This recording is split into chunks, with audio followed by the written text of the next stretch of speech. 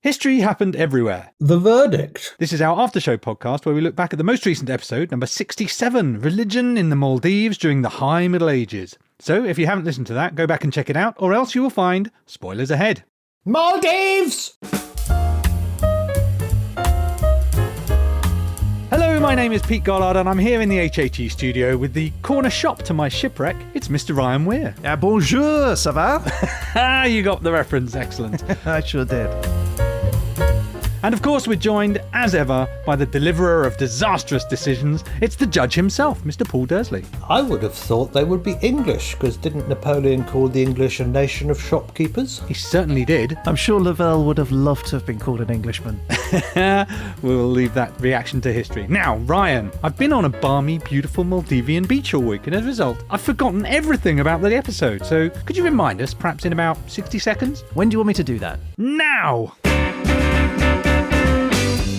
In our last episode of HHE, I took you on a journey to the tropical paradise of the Maldives, where sun-kissed beaches held a secret which had been buried for centuries. With the help of notable visitors to the islands over the past 700 years, we went on a spiritual mission to uncover a mystery that had long puzzled historians. What religion did the ancient Maldivians practice before they converted to Islam? We uncovered evidence and clues hidden in plain sight which helped us pull back the curtain to reveal it was Buddhism which had once reigned supreme. But that's not all, because on this journey of discovery, we also heard stories of sea slugs, shipwrecks and well-shaped women, of record-beating divorce rates and an underwater postal service, which is truly something to write home about. It was religion, it was the Maldives, it was the High Middle Ages.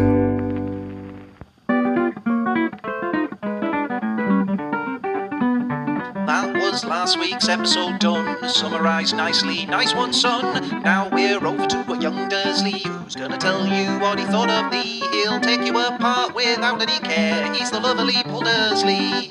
The lovely Paul Dursley. Ah, yes, sea slugs and well-shaped women. It's all coming back to me now. Are they very deep? The women? The well-shaped women, are they very deep? Oh, shaped like a well. I see what you've done there. That's very good. That's a strong opener from the judge. Now, while we've got you, let's just leap straight in. My opinion is, of course, irrelevant. It's all about you, Mr. Dursley. How did you feel about the whole affair? I believe you'll be lucky not to get a fatwa slapped on your heads. You think this was provocative then, Paul? Yes, but in a good way. Well, for me, we were attempting to stick it to Al-Qaeda, and I'm prepared to stand by that. I have no issue with Islam as a religion as a whole, but the activities that Al-Qaeda hammering ancient statues to death seems like something that's worth criticising, and I'm prepared to do that. I think that's all against Islam as well. I've known many Islamic people, and none of them have hammered a museum piece that I know of, so I think it's a marginal group, isn't it? Yes, I'm glad to hear that they were Sunni Muslims in the Maldives. Yeah, not shady ones.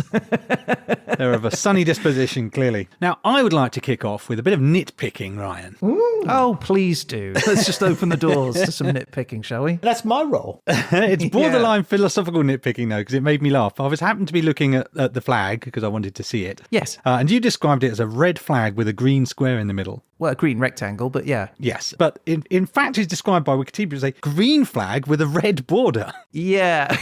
Okay. That's interesting, because when I did my research, I looked at that and I went, that's not how I would describe that. I mean, have you looked at the flag? I did. Would you say it was a border? It's too thick. It's too thick a red line around the outside. Let me go and have a look. Oh, the judge is judging. So yes, a little bit of a philosophical difference of opinion, but I did chuckle to myself and I went, ooh, he said it the other way round. I did, deliberately so. It's funny that you should pick up on that. So what does the judge think? Is this a red flag with a green centre, or is it in fact a green flag with a red border? Well, as I'm red-green colourblind, it's quite difficult to answer that one. It's all one colour to him. Can't even tell. No, I can see the difference, and I think it would follow the rules of heraldry, which would say that the field is the colour in the middle of the flag, and the border would be around that. Well, there you have it. I knew what you meant anyway, but I also want to bring a bit of a mea culpa, an apology to the people of the Maldives, because I also, when I was drifting through looking at things, I came across a version of the Maldivian national anthem that was a little bit faster than the version that we played on the show, and it was much better. I really liked it when it was played faster. So I think I may have done them a disservice by saying it was a reasonably ordinary national anthem, because when played a little bit faster, I really enjoyed it. Oh, right. Perhaps we could have a little section on national anthems played fast and see what they sound like. Speed them all up, see which sounds most like the Benny Hill music.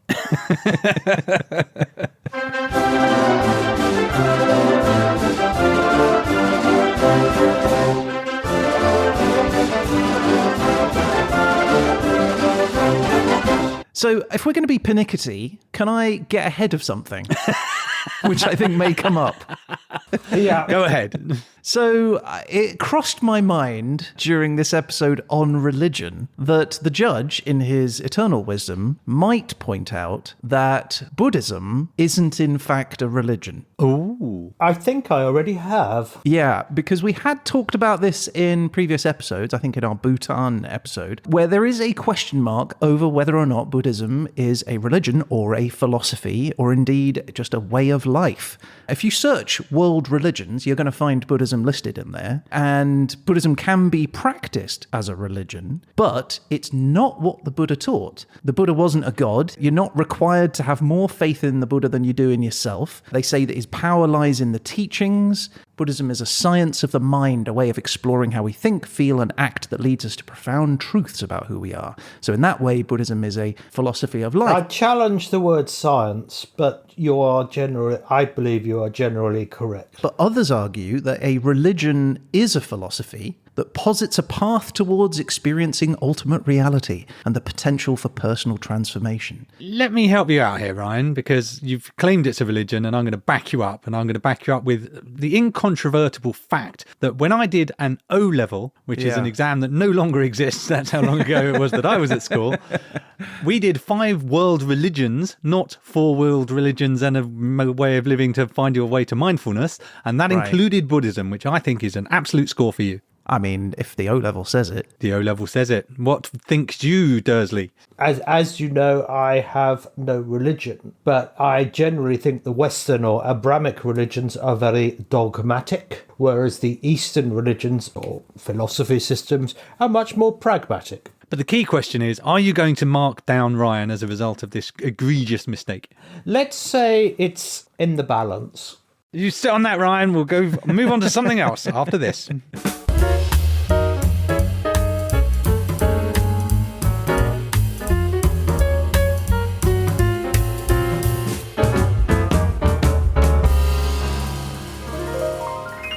Now, Ryan. Yes, Peter. One of the things that interested me was you said that the Maldivian women had been married on average 3 times by the time they were 30, I think it was. Yes, I'm not sure this fact can be true. You said there were, 500,000 people in the Maldives? 550,000. 550,000. So halve it for women, 225,000, say. Now take 2/3 of that. Here comes the math.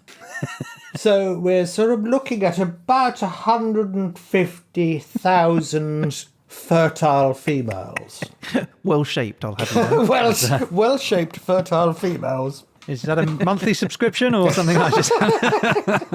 So if there are 150,000 ladies and they have been divorced on average 3 times, I assume that they wouldn't be marrying the same man again and again and again. Actually, I can speak specifically to this because this was part of what I looked up, which is that they do that. You are allowed to do that, and it's something that happens. But the other thing that amazed me in terms of enabling it before the age of 30 is in the 1990s, the average age of the first wedding was 15. Oh, wow. So that's changed today, but fairly confident that influenced that statistic. But I would still say that there aren't enough men in the Maldives to supply that. So I think it's fair to assume that sometimes some people remarry the same person. There isn't really a clear reason that I could find that answered the question, why is divorce so prevalent in the Maldives? The general feelings seem to be it's very tight society in terms of most people live on Malay Island, piled up on top of each other with families in overcrowded conditions, so they don't get a lot of time. Actually getting divorces is very straightforward in the Maldives, so that's something that doesn't come with a great deal of cost or effort. But again, the government is doing some things to try and address that, so you can be fined for not going through the court system. But it's very easy to get divorced, and there must be a cultural element of it as well. But fundamentally, nobody can really say for sure this is one specific reason why. It's not even particularly related just to the Islamic tradition of just saying I divorce you 3 times, because obviously there are many, many Islamic countries, and the second and third highest divorce rates that I could find were Kazakhstan and Russia. Oh, wow. So Ibn Battuta... Religious tutor. Yeah, Ibn Battuta, religious tutor.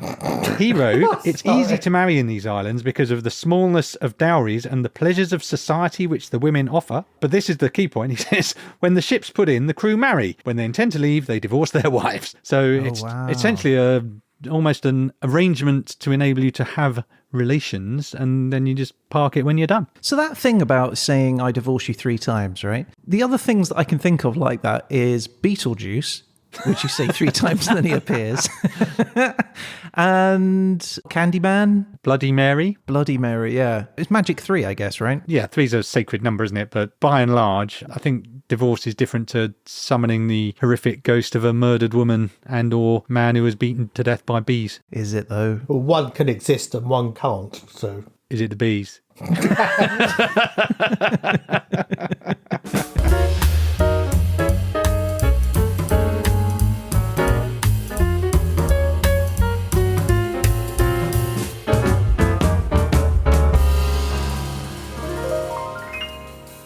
All right, so Pete, look, talking about marriages and divorces and stuff, one of the things that I spoke about in the episode is where did the original settlers come from? But one of the things that I wanted to talk about was genetic testing, which obviously hadn't been done in the past, but can now be done. And in 2013, a group of researchers conducted a test on 141 Maldivians to see if there were any genetic links between the Maldives and any other parts of the world. And the results I thought were pretty fascinating. So the data shows that there is a strong genetic connection between the Maldives and mainland West or South Asia. Interestingly, though, the researchers also found a subtle genetic difference between different parts of the Maldives, and the difference didn't seem to be related to how far apart the areas were or what language they spoke. One thing the researchers did notice was that there was less genetic diversity and less gene flow between different atolls, the different islands within the Maldives, and that suggests that each atoll was founded by a separate group of people. They also found evidence that women were less likely to move between the different atolls than men. And that suggests that in the past, it was more common for a husband to move to his wife's community rather than the other way around, which you might think. Yeah, and that is something which is pretty unique to the Maldives. It occurs rarely else in the world where the man will follow the woman back to their community. So these islands are trading with or coming from far away rather than nearby islands. How did they get there? What were they doing? Do we know? Yeah, well, the Maldivians are famous for their boats. The boats that they have today still look like the dhows from hundreds of years ago. But talking of which, one guy that we spoke about during the episode that I had to cut out a whole bunch of information about was Thor Heyerdahl. If you remember him, he was one of the archaeologists who in the 1980s goes to the Maldives and discovers a whole bunch of Buddhist relics. But he's more famous for his earlier expeditions and discoveries. For example, Thor is best known for an adventure he undertook in 1947 known as the Kon-Tiki expedition. Basically, Heyerdahl had a theory that South Americans, prior to the arrival of Columbus, were capable of being able to sail long distance over deep sea rather than sort of following the coasts, which is what conventional theory suggested. Now, he said that they were able to reach islands in the Pacific thousands of miles away by raft. And so in 1947, he and a team decided they were going to put this to the test. They built and they sailed a traditional raft just by using ancient Peruvian and Polynesian seafaring techniques. That was it. No modern technology technology, no nothing. The raft was made from 9 balsa wood logs and lashed together with hemp rope and was powered just by a simple sail.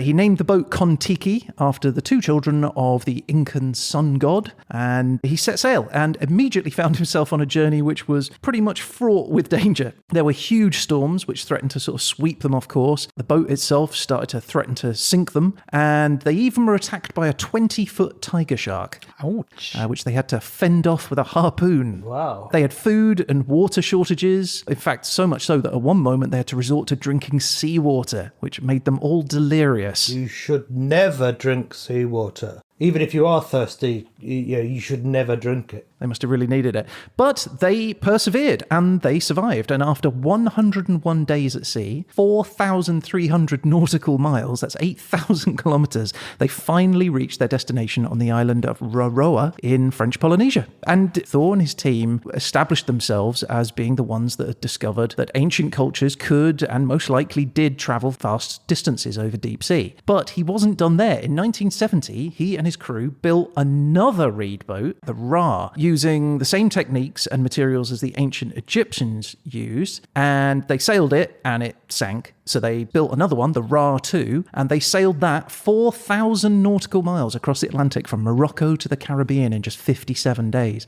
Now, Pete, as you know, having studied the Atlantic, taking a little ancient reed raft across the Atlantic might be fairly terrifying. Yes, that sounds absolutely terrifying, and that's why I'm not. That's not even archaeology, was it? So is there a discipline called recreating ancient things and seeing if they work?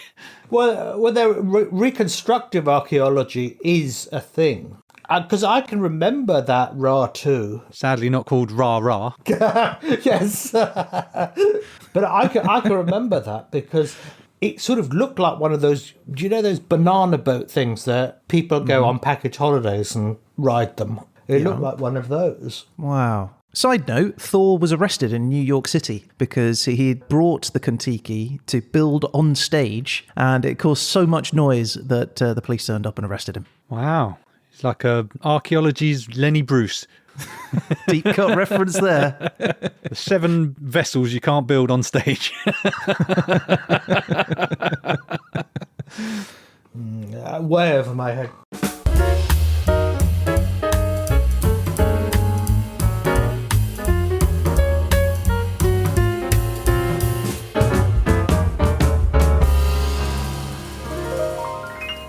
So, Ryan, I have another thing that you lured me in with your worm of knowledge. This is your man, Roger. Oh, King Roger II? Yeah, well, specifically the Tabula Rogeriana. Yeah. I loved it when you were doing that because it's so stupid, but you cannot keep a straight face. It has real Free Roderick vibes to it, doesn't it? But I was more interested in this gigantic silver map, to be honest with you, this 2-meter disc. Yeah, it's incredible, isn't it? A writer from way back, he was an Islamic writer, said that Roger had silver with a weight of 400,000 drams brought to him. From this, he used only a little more than a third of the silver, and the king let him keep the rest as a reward. So I guess the message there is if you're making something out of gold and someone gives you a ton of gold, just use a bit of it. The rest's all yours, no problem. Nice. But that wasn't the thing that really interested me. That's rarely an issue for me, by the way, Pete. I mean, it's a great bit of advice, but I'm not sure it's going to ever factor into my life. Your Etsy store might catch on yet, don't worry. So here's a couple of things that I found interesting. One was that Idrisi calculated the Earth as a circumference of 23,000 miles. Incredibly close. Incredibly closely, right? And he knew it was a sphere. So our modern flat earthers are so wildly out of date that even this guy was well aware that it was a sphere. And he wrote it was stable in space like the yolk of an egg, which I thought was a rather nice image. But it had already been proven in Roman times that the Earth was a sphere, wasn't it? So it was a rediscovery of it. Was it Eratosthenes in Alexandria who used a stick in Alexandria and further down the Nile, and the difference in the angle he managed to work out what the circumference of the Earth was? Fine, if you've got a stick. What about the stickless, eh? They've got no chance. The other a couple of things I thought were interesting about his maps were, one, the middle of the map was Mecca, as you might expect, or might not be surprised by anyway. The other thing was interesting that he had north, at the bottom of the map, he'd inverted our traditional version of the map. And the final thing is that I guess his original maps, the paper ones and the silver one, are long lost. What we have is some later copies of the paper maps. But a group called the Factum Foundation recreated the silver disc, and now there is a new silver 2-meter wide disc. It goes on tour sometimes. They take it out and parade it around places. But I couldn't find where you could see it today. I think it's generally held in storage somewhere. But next time it's out and about, I'll let you know. Yeah, no, that's great. I'd love to go and see that. It sounds awesome, doesn't it? It looks great. It looks kind of like a moon.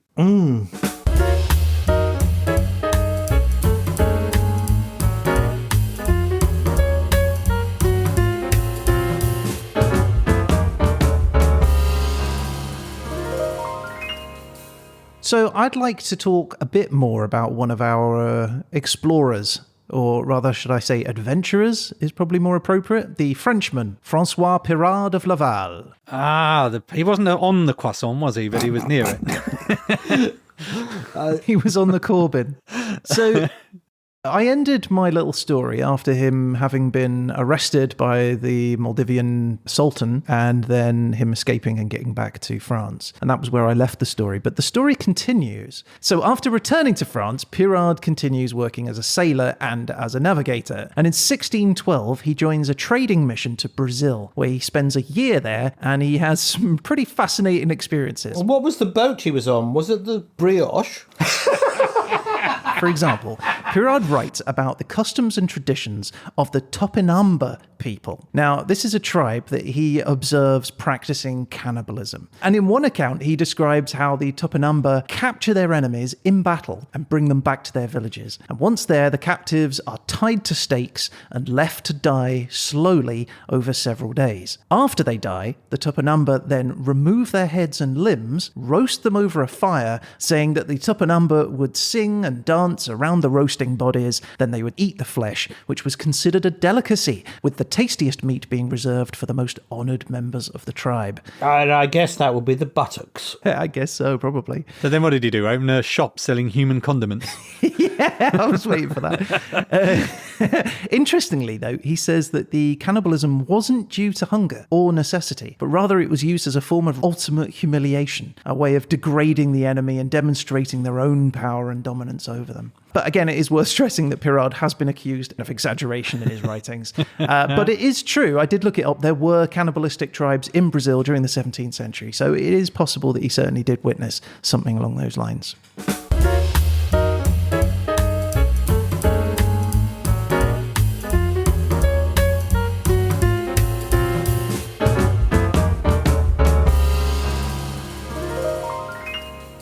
So following up on Pyrard, I also thought I would follow up on John Stanley Gardiner, Pete's favourite, most interesting man alive. Slugman! Slugman, yeah. This is the guy who spent 5 weeks observing sea slugs in the Maldives. And, if I may pitch in, wrote a 1,000-word book about it. Slugs of my time. So later in life, during an expedition to the Seychelles, John Stanley Gardiner makes a discovery. He finds a new species of sea slug which has this green coloration to it. So considering why it was so green, Gardiner hypothesized that the slug might be able to use sunlight to generate energy in the same way as a plant, basically using photosynthesis. Now, this is a wild idea, but later research confirmed that it was true. His hypothesis was right. The slug, which he had called Elysia Chlorotica, is now recognized as one of the most remarkable species of animal in the world. Essentially, it is a solar-powered sea slug capable of photosynthesis, just like a plant. So what happens is, when it eats algae, it steals the plant's chloroplasts, which the plant uses in photosynthesis, and it incorporates them into its own body's cells. Then instead of obtaining energy from food, it's able to produce energy from sunlight instead. Now, scientists aren't entirely sure exactly how the process works, but it does have the potential to explain the ways in which organisms can adapt and evolve to changing environmental conditions. So who knew sea slugs could be so interesting? That is amazing. So basically, they've just managed to take a whole step out. So you don't have to eat the plants to get the energy from them. You just steal their chlorophyll and get the energy from the chlorophyll. That is a solid step towards some sci-fi tinkering so that we all become green and don't have to eat anymore and we just bask in the sunshine going, oh, I'm just having lunch. Well, that was what I was thinking. Solar power, man. That sounds great. I'm in. Well done, Slug Man. Unfortunately, in Croydon, most people will be even more lethargic than they are now. Yeah, people of England would really struggle, wouldn't we? Yes, that's true. The winter months would be pretty bleak for everybody. Well, they are still, even today, I suppose. Anyway, I thought that was incredible. That is, and I didn't know that. I shall store that away.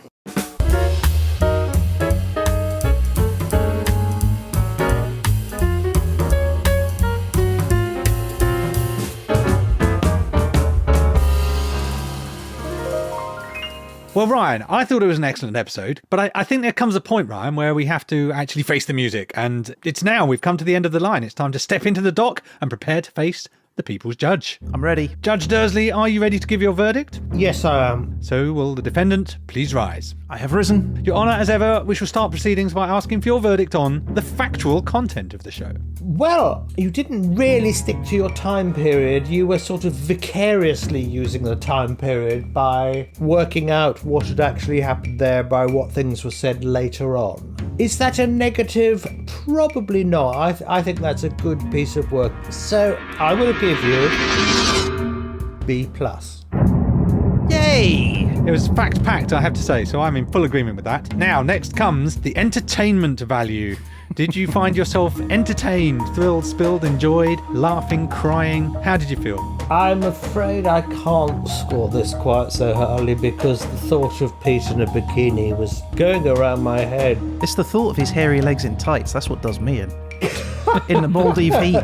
I mean, come on. Don't put that image in my head. Worst husband ever. So unsupportive. I did like your sketches on this one. I will give you a C+. And the final factor is, of course, the Dursley factor. It's a bit of a mystery. No one knows what it is, but that X factor that tickles your funny bone or your ribs or whatever needs tickling. What did you think, Paul? I thought this was an interesting episode, and I'm using interesting in the positive sense. So I think I will give Ryan C+. Okay, so the categories are in, looking relatively positive, and now it's time, of course, for the final verdict. Ryan, before the judge passes the verdict, you have an opportunity to enter a plea. If you choose to do so, please make your plea now. Yeah, I don't want to make a plea, but I do just want to say that I really enjoyed doing this episode. The Durslator was so kind to me, and there was a tremendous wealth of information and a fascinating mystery at the heart of it. This was as good as an episode of HHE as I think that I could possibly do. Alrighty. Your Honour, the defendant stands before you. Have you reached a verdict? Yes, I have. In which case, most respectfully, I ask for your ruling. Ryan, I think for this episode in the Maldives, I will give you straight B. All right. That's a good Thank you, grade. Judge. Well done, Thanks, Ryan. Judge. Any comment, any speech you'd like to make? Yeah, thanks, Judge.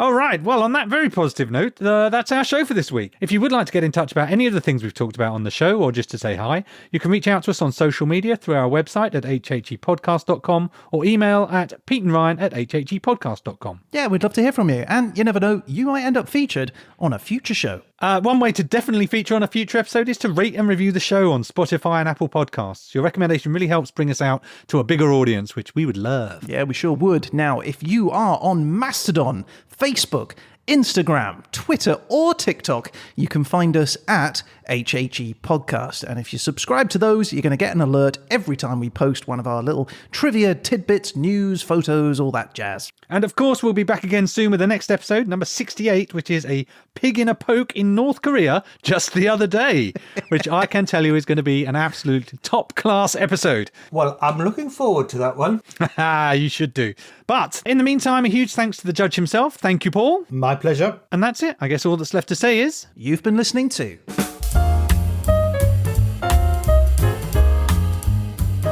One fact that you didn't mention was it's in both hemispheres. Oh, I didn't mention that. You're right. That's a good fact. Because it actually just crosses the equator. I quite like island nations, so I looked it up, and you sort of looking at Male. It's one of this. Is it, Pete? You know this one. Is it an ecumenopolis? Oh, I don't know. Why only Pete? Why are you asking me? I think it's a word that means like the whole island is built up. There is no area of green space apart from, little parks and things. But it just it's so densely packed. It's like the whole island is a city. Like that city planet on Star Wars, Ryan. Coruscant, yeah. If you've got a set, look it up. I think that's the word.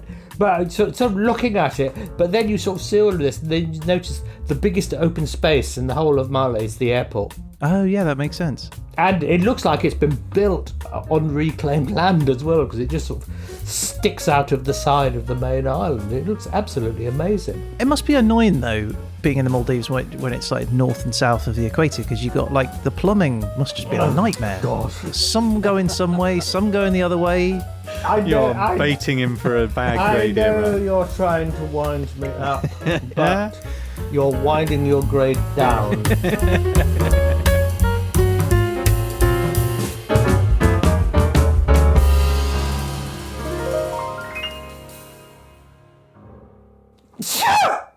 Sorry, I couldn't stop myself.